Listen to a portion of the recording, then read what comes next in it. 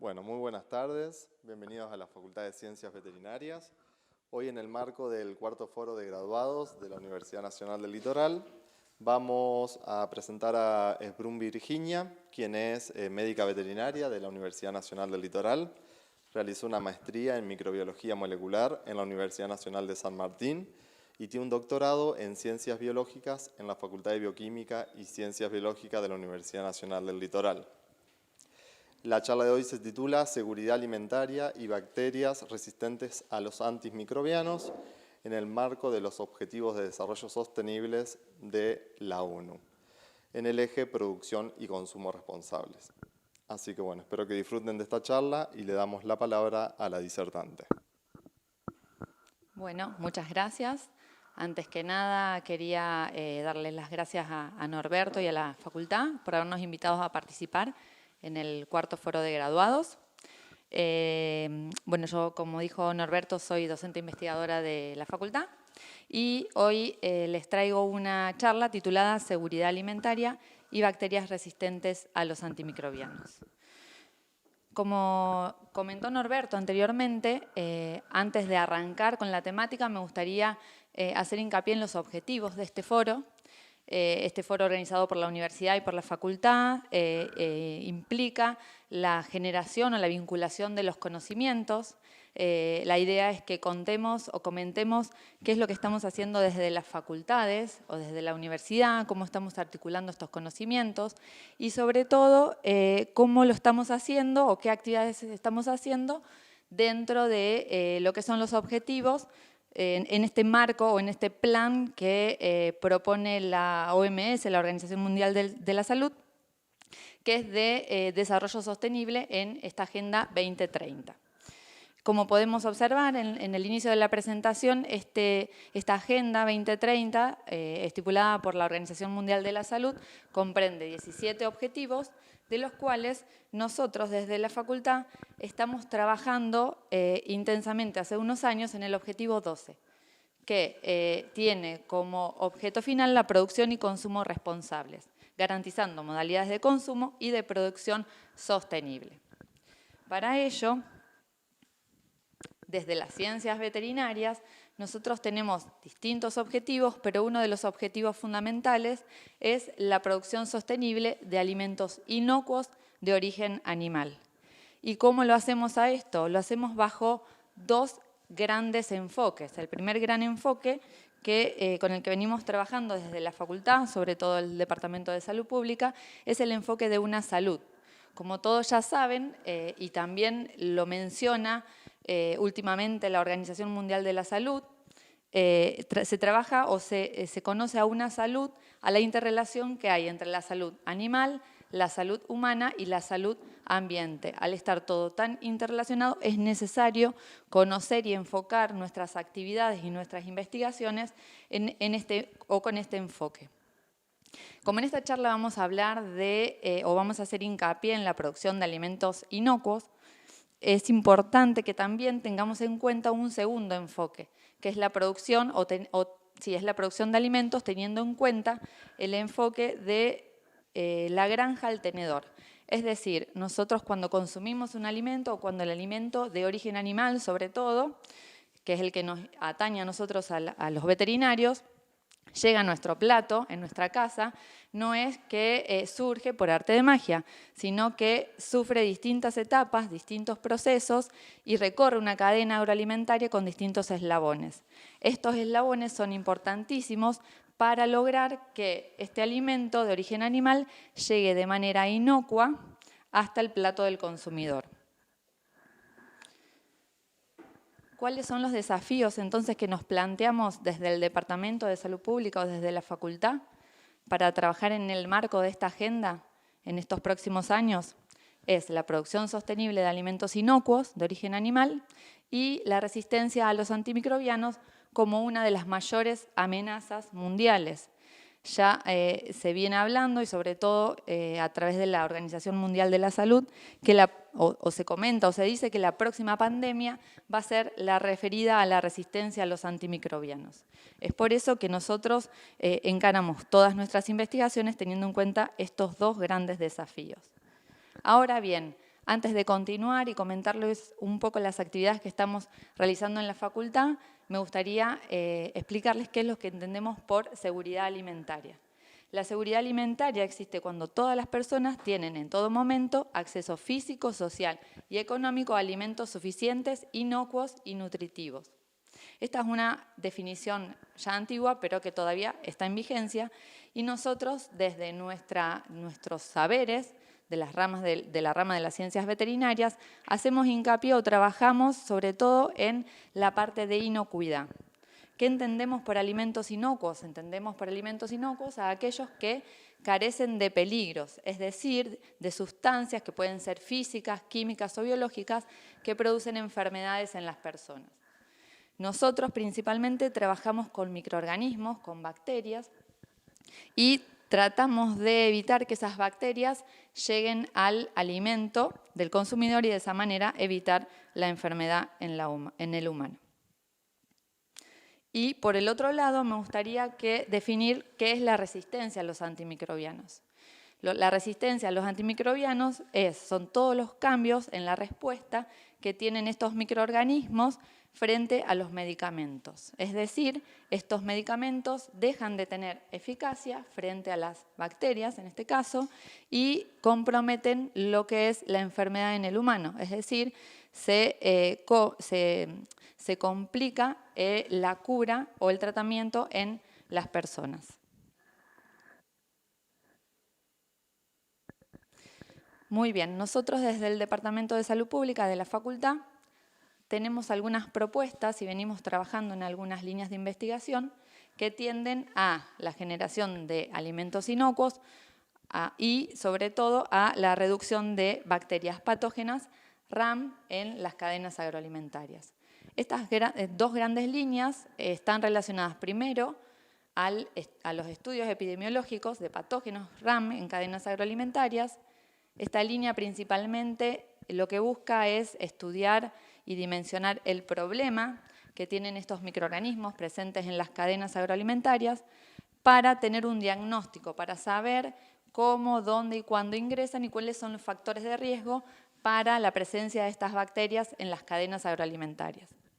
Y por el otro lado, una vez diagnosticado este problema, nosotros proponemos también estrategias pre- y post-matanzas para tratar también de relacionarnos con el medio y poder brindar respuestas específicas a problemas concretos. Ahora me gustaría comentarles más específicamente cuáles son estos estudios epidemiológicos y para qué sirven.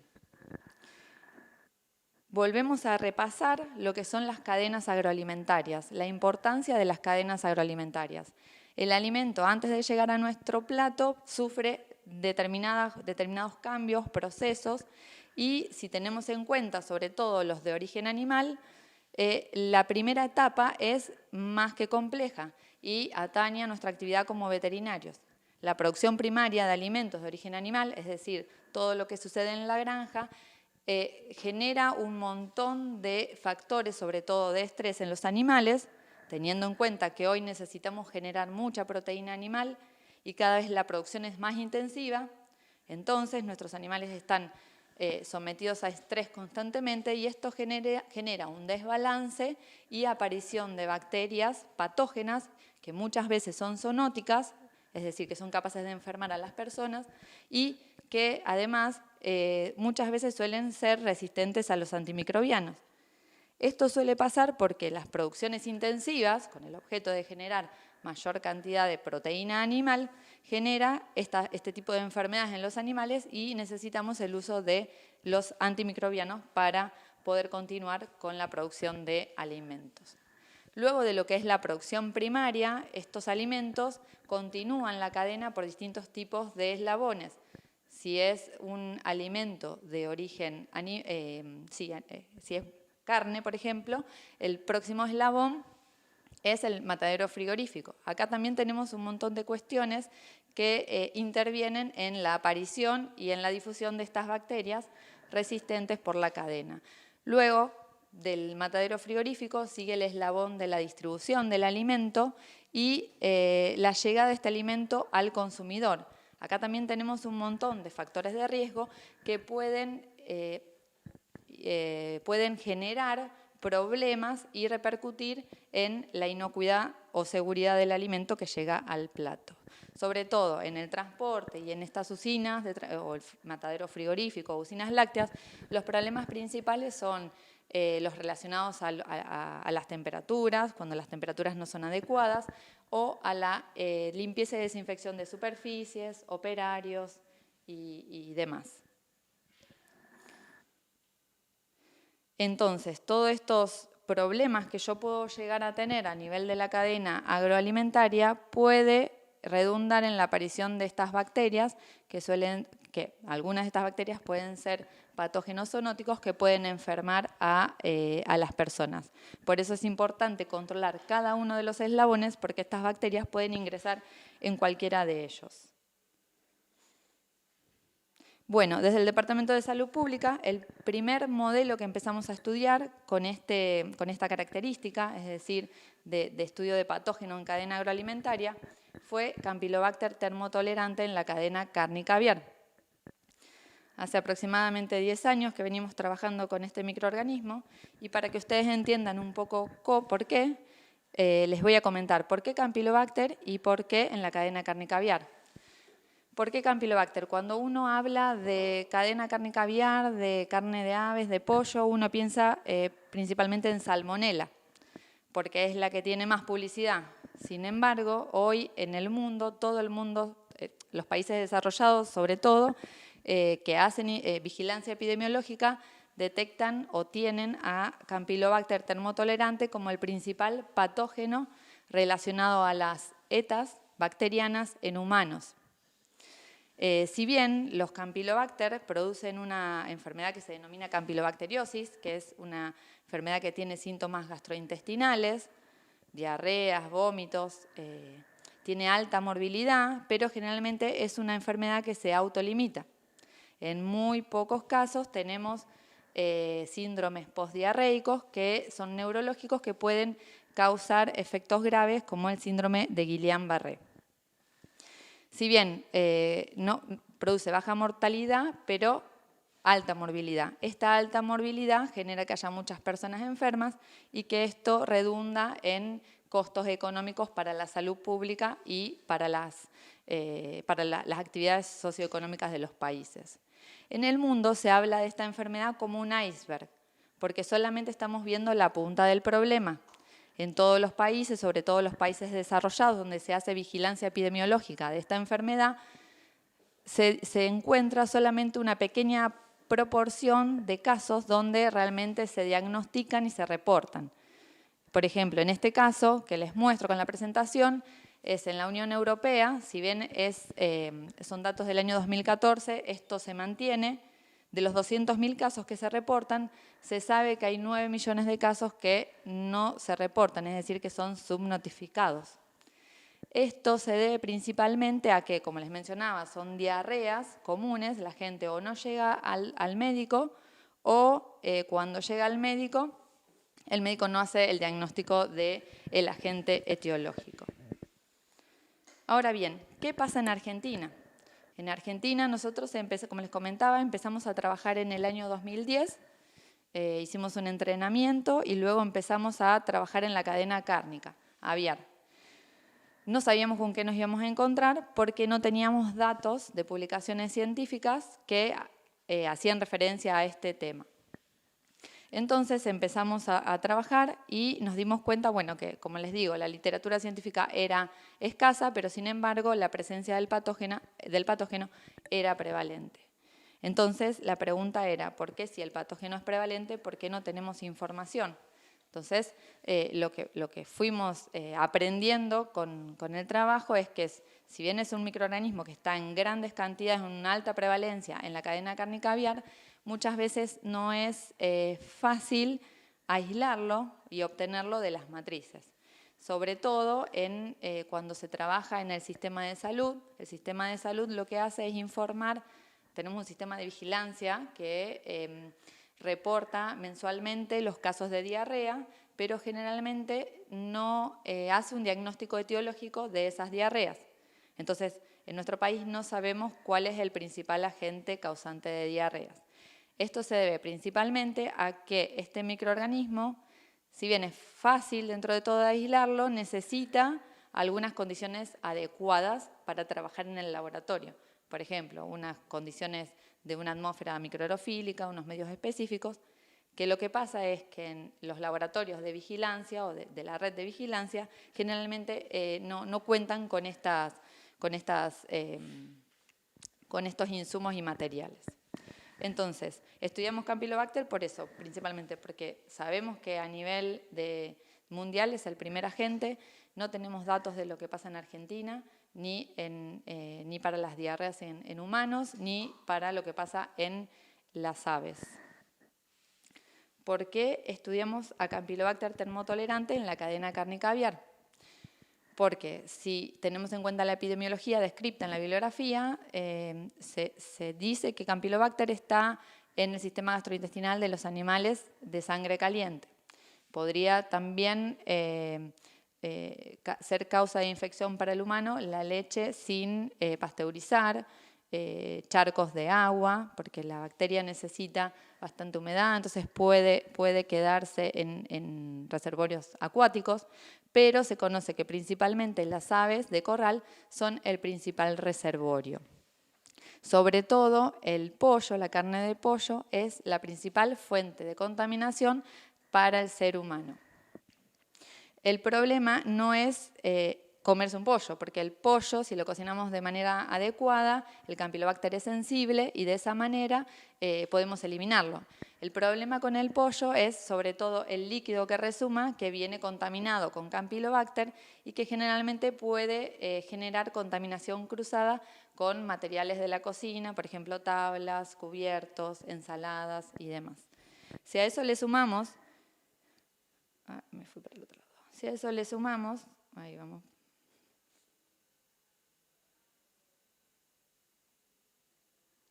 Que en estos últimos años en el país, por cuestiones económicas, sobre todo, hemos cambiado nuestros hábitos de consumo, hemos dejado de consumir carne bovina y hemos empezado a consumir carne aviar.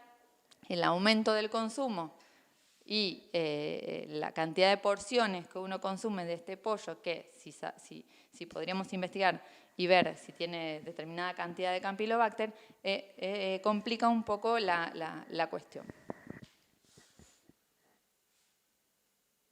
¿En qué consisten estos estudios que hacemos? Ahora que definimos que Campylobacter es importante en la cadena cárnica aviar y que es importante que conozcamos qué es lo que va pasando para poder tomar medidas y poder lograr este alimento en la mesa del consumidor que sea inocuo. Nosotros lo que hacemos es evaluar toda la cadena, todos los eslabones de la cadena cárnica aviar y hacemos 3 tipos grandes de estudios. Hacemos estudios de prevalencia, es decir, para determinar qué cantidad de microorganismos hay en cada uno de los eslabones. Hacemos estudios de difusión a través de biología molecular y estudios de los genomas de las bacterias para ver cómo, cuándo ingresa y cómo se difunde por la cadena. Y también hacemos estudios de virulencia y de resistencia antimicrobiana para ver qué tan complicados son estas bacterias que tenemos en nuestras cadenas cárnicas. Todo esto genera información para que después podamos tomar medidas como les vengo comentando. Nuestro primer trabajo fue en la cadena cárnica completa. Trabajamos en el primer eslabón, que son las gallinas reproductoras. Luego evaluamos los huevos en incubadora. Después fuimos a tomar muestras a las granjas de pollos parrilleros.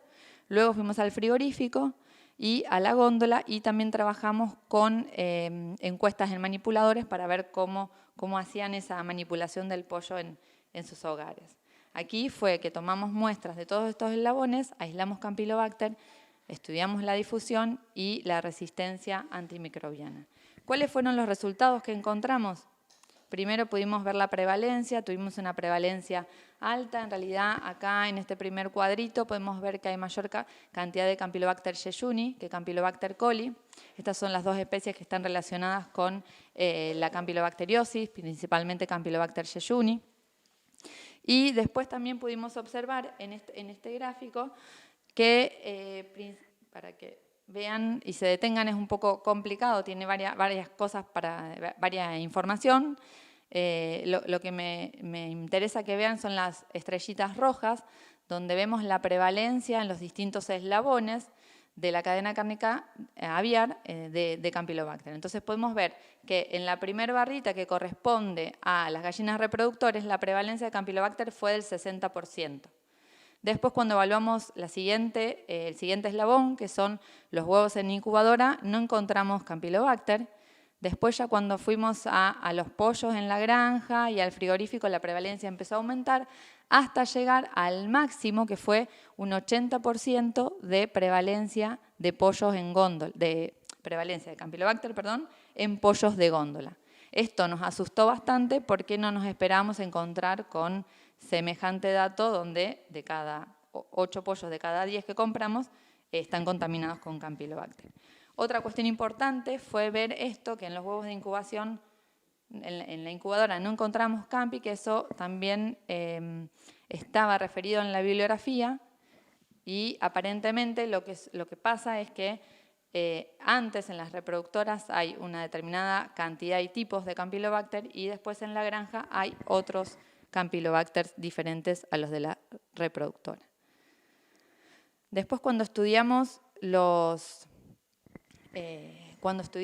a nivel de difusión, lo que queríamos ver es de todos esos aislamientos que teníamos de Campylobacter, si eran iguales, si eran distintos, si los que encontrábamos en la granja eran los mismos que encontrábamos en la góndola, en las reproductoras, en los huevos. Acá, bueno, con este estudio vimos que los que están en las reproductoras, los campi que están en las reproductoras son totalmente diferentes a los campi que están en la granja y en la góndola. Y además pudimos ver, bueno, esto es, usamos una técnica que se llama electroforesis en gel de campos pulsados, que lo que permite hacer es estudiar el genoma completo de las bacterias y compararlos. En cada una de esas, eso es un gel, es un resultado de esta técnica. Lo que vemos en cada columna son cepas distintas o aislamientos distintos que obtuvimos de la cadena, y eso fue todo traducido a un árbol filogenético, que es lo que estamos viendo en pantalla. Si nosotros amplificamos ese árbol filogenético, me interesaría ver esta sección. En esta sección podemos ver que todos estos patrones son iguales, cada una de estas líneas es un aislamiento distinto. Entonces, lo que les quería mostrar es que hay en un mismo lugar, en una misma cadena, encontramos... Primero encontramos 2 Campylobacter que eran aislados de la granja, de pollos en la granja. Después, ese mismo patrón, había la misma cepa, también la encontramos en planta de faena.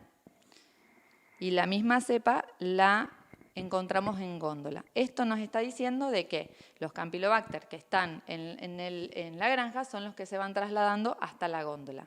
También me va dando información para decir, bueno, yo qué puedo hacer a nivel de granja para evitar que estos Campylobacter lleguen al humano.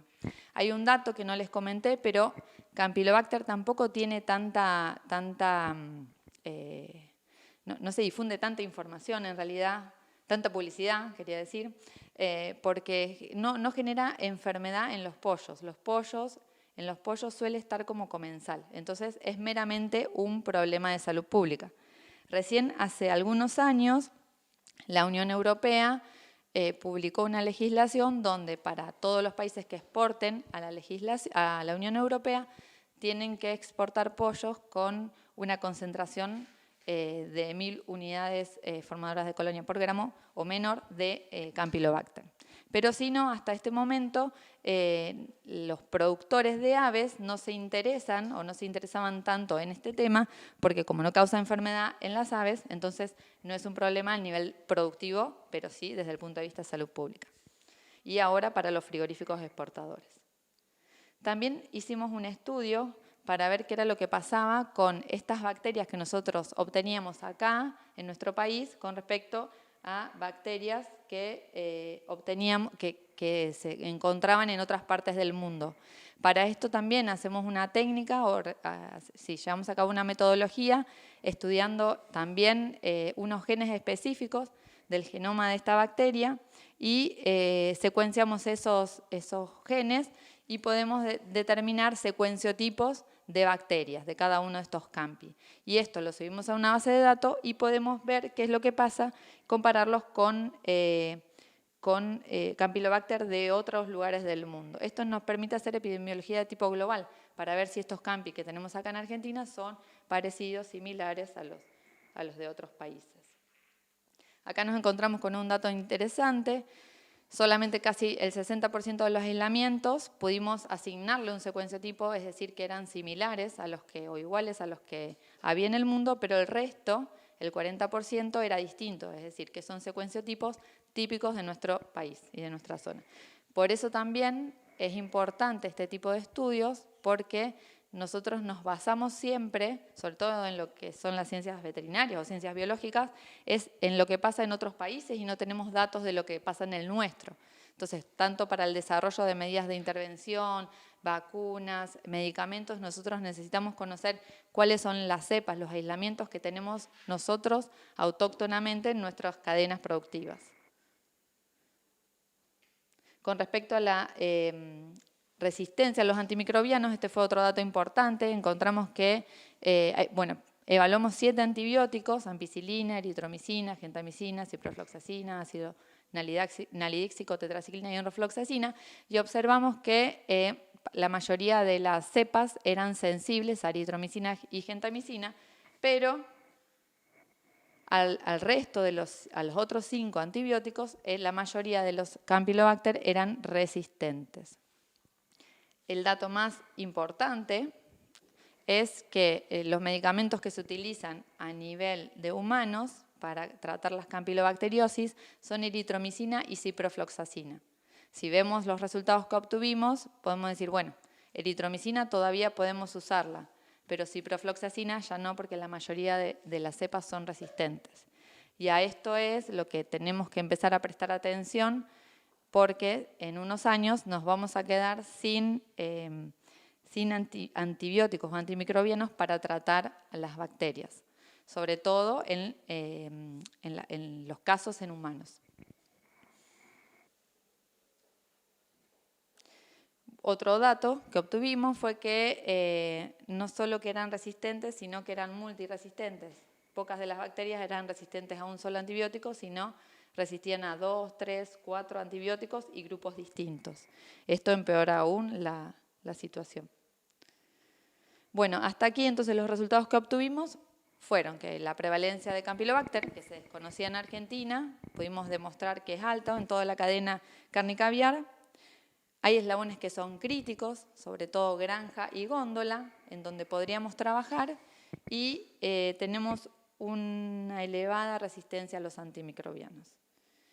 Es por eso que con esta información, que está basada en ciencia, dirigimos nuestros nuevos estudios, que fueron a ver qué es lo que estaba pasando a nivel de granja y de frigorífico.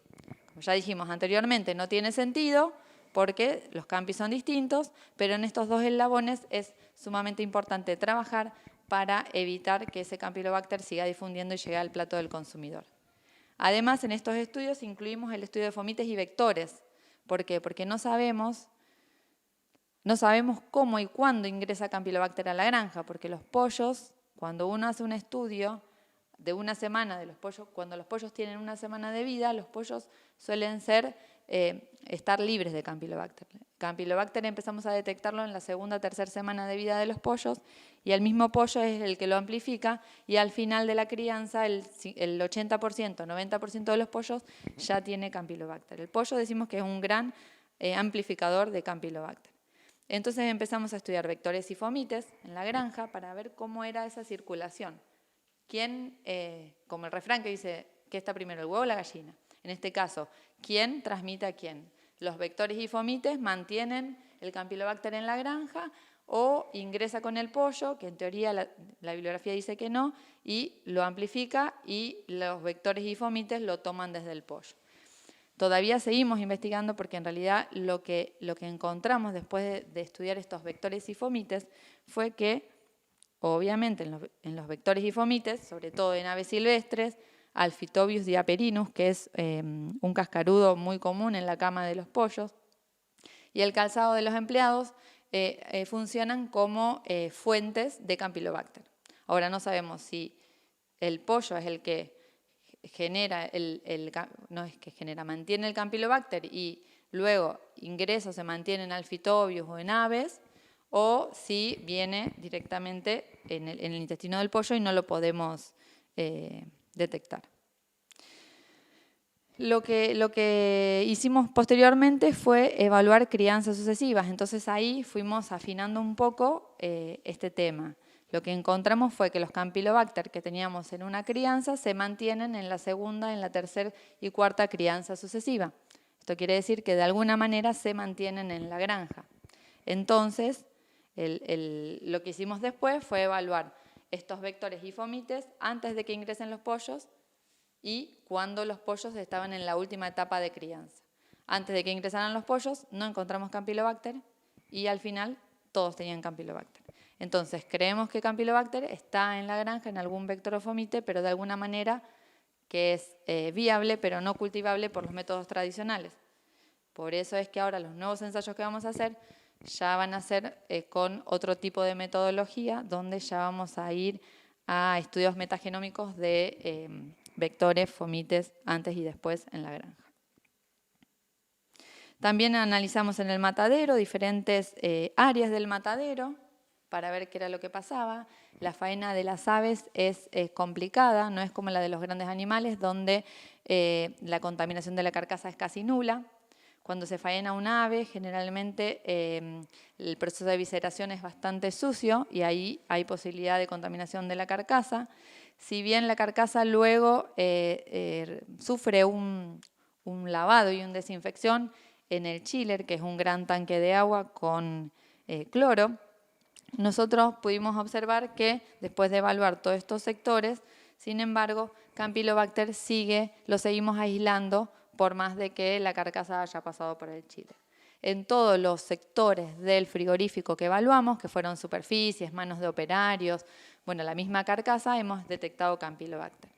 Así que este es un punto crítico porque puede ser que haya lotes de pollos que sean negativos, pero cuando ingresan al frigorífico, Campylobacter ya suele mantenerse, a veces en forma de biofilm, o si no, venir con otros lotes y producir contaminación cruzada en las carcasas que eran libres. En el frigorífico también encontramos un porcentaje alto de Campylobacter, un 32% de las muestras positivas. Más que nada encontramos Campi jejuni más que Campi coli. Y acá teníamos un dato interesante también que nos ayuda a pensar en estrategias para reducir estos microorganismos. La prevalencia de las especies, vemos que antes del chiller teníamos mayor proporción de Campylobacter coli, como podemos ver en la parte gris de las barras, y después del agua de chiller, donde no detectamos Campylobacter, hubo un shift en esas especies y tenemos más Campylobacter jejuni que coli. Esto se debe generalmente a que Campylobacter jejuni tiene mayor capacidad de adaptarse frente a ambientes adversos. Y además también pudimos observar que el agua de chiller reduce la prevalencia de Campylobacter, ya que antes del chiller podemos ver en la zona sucia donde se realiza la evisceración, encontramos Campylobacter, pero en mayor prevalencia que luego del agua de chiller. Bueno, y este es un dato bastante importante porque pudimos contar con cepas de aislamientos humanos donde casos de campilobacteriosis. Este trabajo lo hicimos en colaboración con el Hospital Alasia. Entonces pudimos encontrar que estas bacterias o estos campi que nosotros aislábamos en el frigorífico eran iguales o era la misma cepa que la que había causado la enfermedad en el humano. Esto cierra lo que es el link epidemiológico y lo que nos permite a nosotros asegurar que los campi que generan enfermedades en los humanos son los que vienen los que están en los pollos. Entonces, como conclusiones, vemos que hay alta prevalencia y diversidad de campi en los lotes de pollo. hay alta proporción de estos aislamientos resistentes, hay difusión de cepas de CAMPI en toda la cadena, presencia de CAMPI en vectores y fomites, y hay link epidemiológico entre CAMPI y caso clínico. Acá vemos todo lo que les comentaba antes, estos dos enfoques, del enfoque de una salud. Entonces, interrelacionamos lo que es el ambiente, la salud del ambiente, la salud del humano y la salud de los animales. Y también vemos el concepto de cadena, desde la granja hasta el tenedor, que son cuestiones importantes desde la rama de las ciencias veterinarias. Entonces, como trabajamos siempre pensando en qué hacer o qué problema resolver, decimos, bueno, nosotros ya tenemos el tamaño del problema, conocemos el problema, ahora, ¿qué podemos hacer? Creemos que la universidad, la facultad, se debe esa actividad de compartir el conocimiento y de brindar soluciones lo más inmediatamente posible a productores y empresarios como para que puedan resolver este tipo de problemas. Entonces trabajamos en otra línea en la cual diseñamos estrategias de intervención con esta información generada y basada en ciencia. Una estrategia de intervención es una medida que vamos a implementar que permite disminuir la difusión de este patógeno a través de la cadena alimentaria. Entonces, pensando en este ejemplo y en esta cadena, nosotros ya con los resultados que tenemos y pensando en que nuestro objetivo final es la seguridad alimentaria, o la inocuidad alimentaria, teniendo todos los datos, podemos decir que, primero, estos dos primeros eslabones, las gallinas reproductoras y los huevos, serían eslabones con los cuales no sería tan interesante trabajar, sino deberíamos poner empeño en el resto de los eslabones. Entonces, tenemos estrategias que son o que las llamamos prematanza, que podemos llevar a cabo en la granja. Estas son de distintos tipos. Tenemos las medidas de bioseguridad, que todos conocemos, que todos tratamos de trabajar con los productores, que muchas veces son las más difíciles de implementar, aunque deberían ser las más fáciles. Pero bueno, en este caso tienen mucha incidencia en lo que es la presencia de Campylobacter en las granjas, debido sobre todo a esta relación que tienen los pollos con las aves silvestres que ingresan a los galpones, porque no están bien cerrados, o los roedores y demás. Las medidas de bioseguridad tienen un alto impacto cuando uno puede utilizarlas de manera adecuada o implementarlas. Por otro lado, otra estrategia prematanza que podemos utilizar es el manejo de la ecología microbiana. Desde el departamento también venimos trabajando hace mucho tiempo en una línea que es probióticos para animales. Los probióticos, como todos saben, son bacterias que administradas vivas confieren un beneficio para el hospedador. Estas bacterias probióticas podríamos utilizarlas, de hecho tenemos un desarrollo a nivel de aves y intentamos utilizarla. Ahora estamos en la vía de transferencia del producto, pero lo que uno intenta hacer es, con esta bacteria que es benéfica, introducirla en el alimento o en el agua de bebida de los pollos para que genere un efecto competitivo con Campylobacter dentro de lo que es el sistema gastrointestinal de los pollos. A su vez, otra estrategia podría ser la utilización de bacteriocinas. Las bacteriocinas son sustancias que producen estas bacterias probióticas, son sustancias antimicrobianas que también colaborarían a reducir a Campylobacter dentro del sistema gastrointestinal. Los prebióticos son generalmente azúcares que podemos incluir en la formulación de los probióticos y de esta manera logramos que el probiótico se desarrolle con mayor amplitud y pueda generar su efecto en el sistema gastrointestinal inhibiendo a Campylobacter. Por el otro lado, otra estrategia podrían ser los bacteriófagos. Esta estrategia es un poco más compleja debido a que son virus que matan a las bacterias y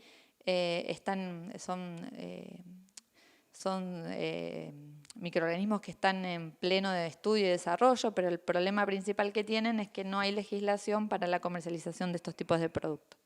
Y la vacunación es otra estrategia prematanza que se puede utilizar y que hay grupos que están estudiando esta esta estrategia para reducir la carga de Campylobacter en los pollos. También tenemos aditivos químicos que podemos agregar en agua o en alimentos, sobre todo cloro o clorinar el agua en el agua de bebida, debido a que Campylobacter es una bacteria que se desarrolla, se mantiene en lugares húmedos, así que el agua suele ser un factor una fuente de contaminación. Y también podemos trabajar en lo que es el tratamiento de la cama, en la producción de aves. La cama donde se alojan los animales dentro de los galpones suele ser uno de los puntos críticos debido a que no se realiza un recambio de la cama completo, sino que esa cama donde se alojan los pollos durante una crianza se mantiene durante crianzas sucesivas. Entonces, esa cama puede actuar como fuente de contaminación para Campylobacter o cualquier otro patógeno en dichas crianzas sucesivas. Por el otro lado, y ya mudándonos al otro eslabón, tenemos las estrategias post-matanza, que al mismo nivel que las medidas de bioseguridad, la implementación de los sistemas de calidad en los frigoríficos es la primera medida con la cual podemos trabajar, sobre todo haciendo hincapié en la limpieza y desinfección de superficies, viendo que Campylobacter puede generar biofilm y además se mantiene por muchas de las superficies del frigorífico. Y después también podemos usar decontaminación química de carcasas con cloro, que bueno, es la que más se utiliza a nivel de chiller. Entonces ahí la sugerencia es controlar siempre el nivel de cloro que hay en el chiller. Se puede usar algunas estrategias más novedosas como agua electroactivada, ácido láctico. O sobre todo la utilización de temperaturas. Conocemos que Campylobacter es lábil a las temperaturas bajas, entonces congelando el pollo puede ser una estrategia para reducir la carga de Campylobacter. Y después también tenemos estrategias para trabajar con los consumidores. Desde la facultad y desde la universidad siempre se hace hincapié en los trabajos de extensión. Nosotros desde el departamento tenemos proyectos de extensión donde trabajamos con manipuladores, con escuelas que tienen comedores y tratamos de generar herramientas a través de manuales, charlas, talleres, como para lograr darles más conocimiento para reducir, digamos, estos problemas. Otra herramienta que puede utilizar el consumidor, además de informarse y de conocer sobre el tema, es usar correctamente las temperaturas. Bueno, esto lo conocemos todos, digamos. Y evitar la contaminación cruzada sería otra de las estrategias que podemos trabajar con el consumidor, sobre todo en el caso de la carne de pollos. Bueno, y como les comentaba, estas estrategias, lo ideal no es utilizarlas individualmente. En realidad, si uno las utiliza individualmente, es de esperar que no tengan el mismo efecto si uno utiliza 2 o 3 herramientas a la vez. Entonces, esto conocemos como teoría de obstáculos. Vamos poniendo distintos obstáculos a nivel de toda la cadena para que de esta manera logremos reducir la presencia de estos microorganismos en la cadena. Y como para finalizar la charla, les quería contar que existen actualmente en el país sistemas de vigilancia de bacterias resistentes en cadenas agroalimentarias. Existe una comisión, que es la Comisión Nacional de Control de la Resistencia Antimicrobiana, CONACRA. Hace un tiempo se formó y está conformada por el Ministerio de Salud, SENASA y algunos otros organismos como la Red de Vigilancia de Microorganismos. Y el SENASA también creó su programa propio nacional de vigilancia de la resistencia antimicrobiana en animales de consumo humano, donde lo que hace es salir a las granjas y a los frigoríficos también a tomar muestras y ver qué es lo que está pasando con esa resistencia. Y bueno, esto era un poco lo que les quería comentar. No sé si tienen alguna duda o pregunta.